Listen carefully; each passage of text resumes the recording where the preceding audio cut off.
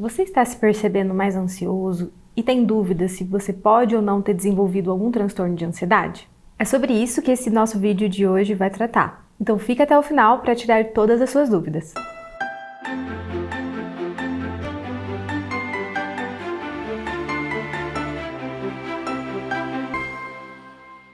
Seja bem-vindo ao canal Saudavelmente. Aqui nós trazemos conteúdos semanais sobre psicologia, psiquiatria e saúde mental de uma forma descomplicada para te ajudar a promover qualidade de vida. Meu nome é Maria Gabriela Sartori, eu sou psicóloga formada pela Universidade Estadual de Maringá e especialista em terapia comportamental pela USP. E eu me chamo Fernanda Marques, sou médica psiquiatra formada pela Universidade Estadual de Maringá.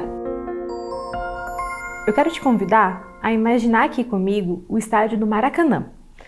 Segundo nossas pesquisas, no estádio do Maracanã cabem aproximadamente 79 mil pessoas. Agora, imagine 253 estádios do Maracanã completamente lotados.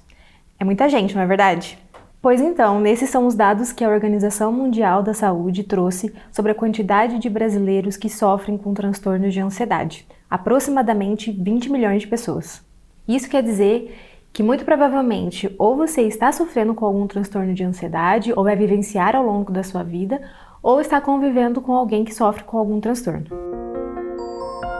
Os transtornos de ansiedade são um grande grupo de sintomas e são os mais frequentes na prática clínica, ou seja, eles superam até mesmo os transtornos depressivos. É muito frequente na prática clínica ouvir relatos de paciente querendo parar totalmente de sentir qualquer sintoma ansioso. Mas isso não é possível, né, Fer? Não.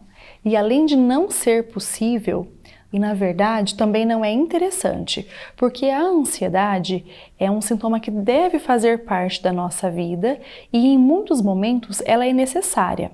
Por exemplo, é a ansiedade que nos coloca em movimento, é a ansiedade que nos faz muitas vezes ficarmos mais ativos, nos preocuparmos com algumas metas, nos prepararmos para elas e até mesmo nos defender de perigos. É o fato de estarmos um pouco ansiosos que nos faz ficarmos alertas e nos protegermos de eventuais catástrofes ou desastres.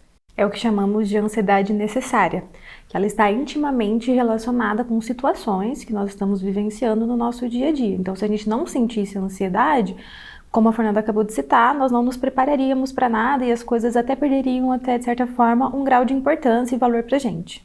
Por isso, é importante a gente iniciar explicando uma diferença entre você estar vivenciando ansiedade relacionada às situações que você está vivendo rotineiramente e você ter desenvolvido um transtorno ansioso. Quando nós falamos de transtornos de ansiedade, nós estamos falando de um grupo de transtornos muito abrangente na psiquiatria. Para organizar um pouquinho o diagnóstico e a diferença desses transtornos, nós trabalhamos com uma classificação. Essa classificação se chama Manual Diagnóstico e Estatístico dos Transtornos Mentais, o conhecido DSM, que está na sua 5ª edição, por isso, atualmente o DSM-5.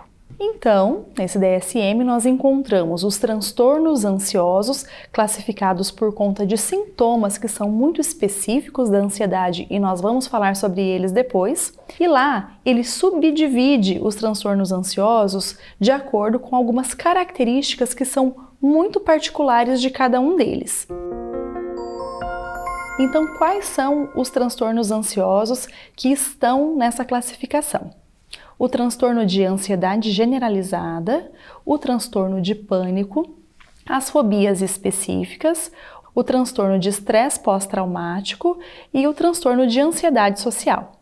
Então, todos esses transtornos vão ter uma base em comum, que são os sintomas muito frequentes de ansiedade, mas é importante a gente compreender cada um deles, porque alguns detalhes específicos, a forma como eles acontecem, alguns sintomas específicos de alguns transtornos vão fazer com que a gente consiga, no diagnóstico do paciente, diferenciar e saber exatamente qual o transtorno de ansiedade que acomete o paciente. Nosso objetivo aqui no canal é trazer vídeos de cada um desses transtornos que a Fernanda acabou de citar, trazendo as suas particularidades e também as formas de tratamento, tanto medicamentosas quanto também psicológicas. Os transtornos de ansiedade, de uma forma geral, eles são caracterizados por um estado de tensão e apreensão constante.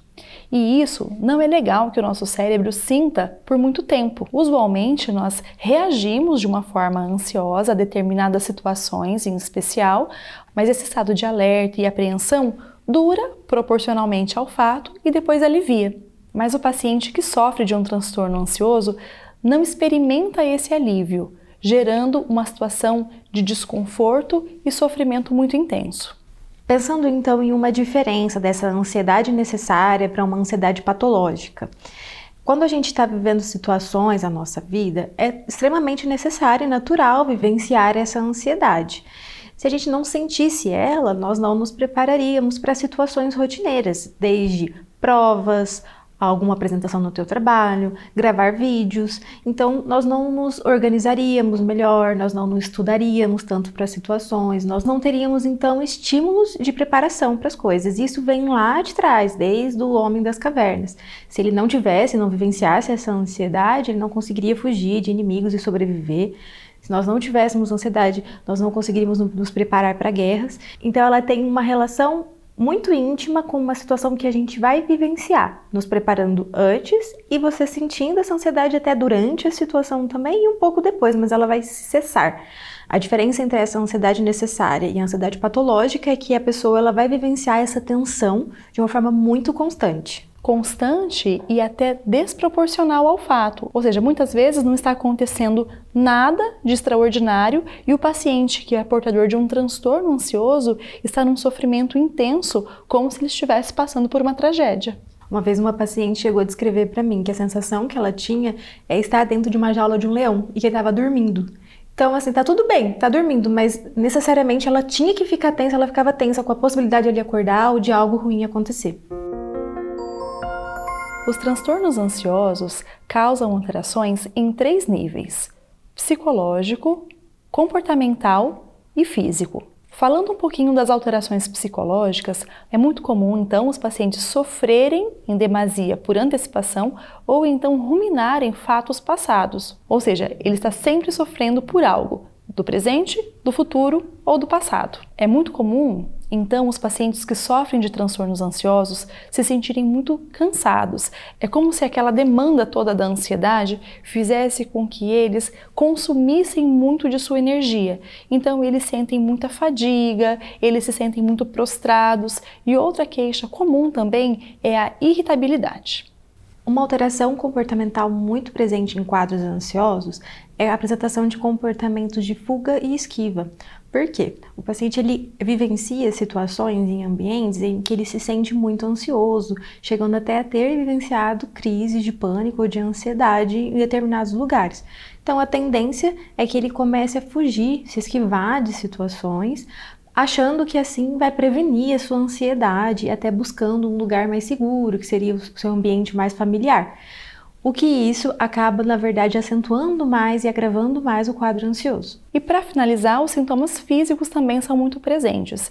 Então, é super comum nós ouvirmos dos pacientes queixas como tremores, sudorese, taquicardia, sensação de aperto no peito, formigamentos pelo corpo, dor de cabeça frequente, insônia, entre outros. Como essas queixas físicas são muito comuns e muito interessantes de serem abordadas, nós gravamos um vídeo que fala especificamente desse quadro. Outras queixas muito comuns são alterações no apetite e na concentração.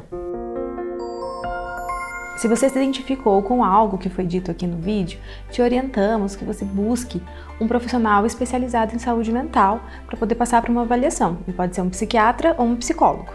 E se você gostou do vídeo, te convidamos a curtir, deixar aqui nos comentários as suas dúvidas ou maiores questões, não só em relação à ansiedade, mas sobre outros temas relacionados à saúde mental, para que a gente possa conversar e programar os nossos próximos vídeos.